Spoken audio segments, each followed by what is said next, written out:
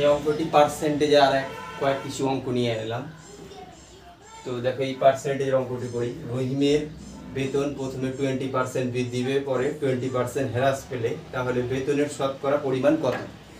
দেখো এই সূত্রতে এই অঙ্কটা করা যায়, কিন্তু আমার ইউটিউব চ্যানেলের নামই হচ্ছে formula less math YouTube channel. তো ফর্মুলা কেন ইউজ করবো? তো আমি ফর্মুলা ইউজ করবো না। তোমরা এটা করে দেখতে পারো, এই ফর্মুলাতেও সহজে অঙ্ক করা যায়, কিন্তু আমি যেহেতু নাম রেখেছি formula less math YouTube channel, formula ছাড়া করতে হবে।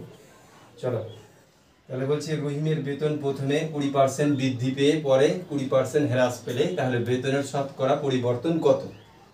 তাহলে বেতন ধরলাম ছিল 100 টাকা, তাহলে 20% বৃদ্ধি পেল, তাহলে কত হলো? 120 টাকা। আবার তারপরে বলছে 20% কমে গেল, তাহলে 20% বেতন কমে গেল, তাহলে 120-তে 20% কমে গেল, তাহলে 120 20% বের করি। পার্সেন্টেজ উঠাতে গেলে কি 100 দিয়ে ভাগ, 0 0 0 গেল, 12 দুগুণা কত? 24, তাহলে 24 কমে যাবে। তাহলে 120 থেকে 24 কমলে কত হচ্ছে? 96। তাহলে বেতনের পরিবর্তন কত হচ্ছে? 100 থেকে 4 বাদ দিলে, 100 থেকে 96 বাদ দিলে 4 হয়, তাহলে শতকরা পরিবর্তন কত? পরিবর্তন বাই প্রথমে যেটা ছিল বা আসল ইন্টু 100, 100 100 কেটে গেল, তাই 4%, তাহলে পরিবর্তন হচ্ছে 4%। এই অঙ্কটা এভাবে করা যায় সূত্র ছাড়া। আরেকটা পদ্ধতি, 20% বৃদ্ধি পেয়েছে, মানে 20% সমান 1/5, তাহলে বৃদ্ধি পেয়েছে, তাহলে কত হবে? 1/6/5। আচ্ছা, তারপরে বলছি পরে 20% কমেছে, তার মানে 5/6-তে কমেছে এখানে, তাহলে কি হবে? 1 কমে গেছে, তাহলে 4/5। এই দুটোকে গুণ করি, গুণ করলে কত হচ্ছে? 4 ছক 24, আর নিচে নিচে গুণ, উপরে উপরে গুণ, তাহলে 25, 5 5 25। তাহলে বেতনের পরিবর্তন কত? 25 থেকে 24 বাদ দিলে 1, তাহলে শতকরা পরিবর্তন বাই যেটা অরিজিনাল ছিল কত? 25, এর পার্সেন্টেজ বসাতে হবে। তাহলে 5 4 25 100, তাহলে 4%, তাহলে 4% পরিবর্তন হয়েছে, তাহলে বেতন 4% পরিবর্তন হয়েছে। এইভাবে ফর্মুলা লেস ম্যাথ ইউটিউব চ্যানেলে ফর্মুলা ছাড়া ম্যাথ করা যায়। এইটা হচ্ছে ফর্মুলা, কিন্তু ফর্মুলা প্রয়োগ করে তুমি করে দেওয়া হবে।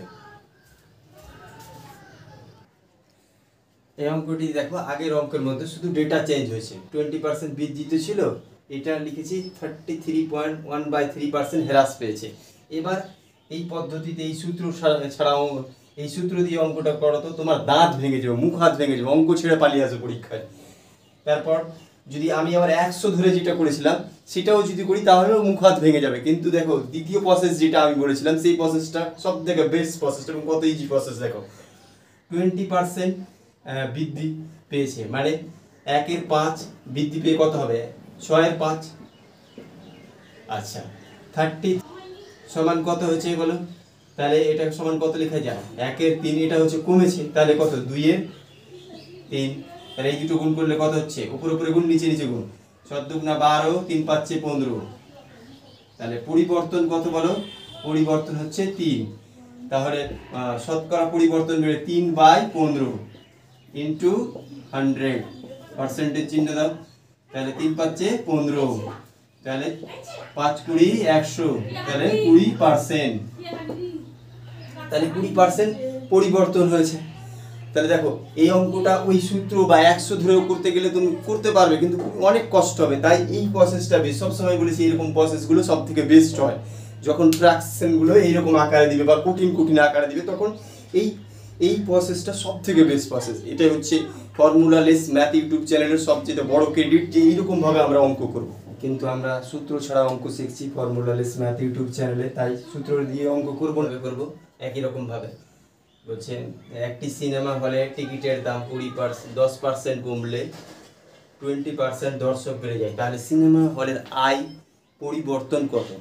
সিনেমা হলের আয়ের পরিবর্তন কত? তাহলে দেখো, তাহলে 10% সমান কত বলো? 1/10, তাহলে দাম কমে গেছে, তার মানে কমলে তাহলে কত হবে? 9/10।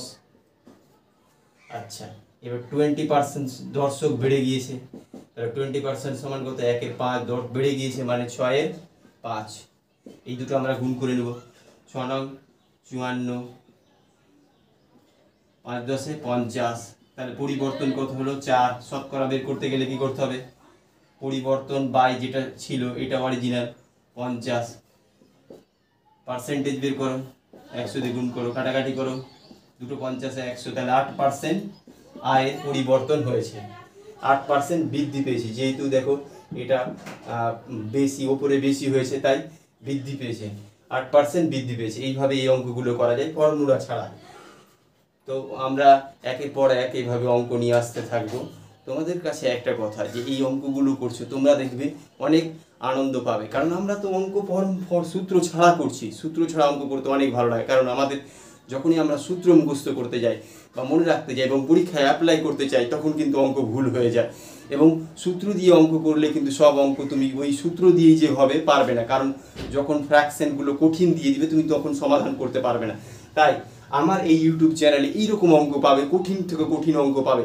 একই রকম অঙ্ক কঠিন হয়ে যায় কি করে পরীক্ষা হলে, তুমি অঙ্ক জানো অথচ পরীক্ষা হলে করে আসতে পারছো না। তার কারণ হচ্ছে এই, আমরা একটা প্রসেসে অঙ্ক করি এবং সূত্র মুখস্থ করে অঙ্ক করি, তার জন্য আমরা পরীক্ষার অঙ্ক করতে পারি না। পুলিশের পরীক্ষায় 1 ঘন্টায় 100টা কোশ্চেন পড়ে অ্যান্সার করা কত কঠিন, এবং তার এমসিকিউ পূরণ করা কত কঠিন, সেই সাপেক্ষে যদি আমরা এইভাবে অঙ্কগুলো করি তাহলে তোমাদের কাছে কোনো অঙ্কই কঠিন হবে না এবং সময় ম্যানেজমেন্ট হবে।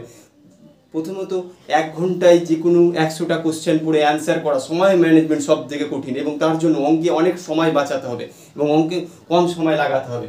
তাই আমরা ফর্মুলালেস ম্যাথ ইউটিউব চ্যানেলটি সাবস্ক্রাইব করবো এবং আমরা অঙ্ক এইভাবে শিখতে থাকবো।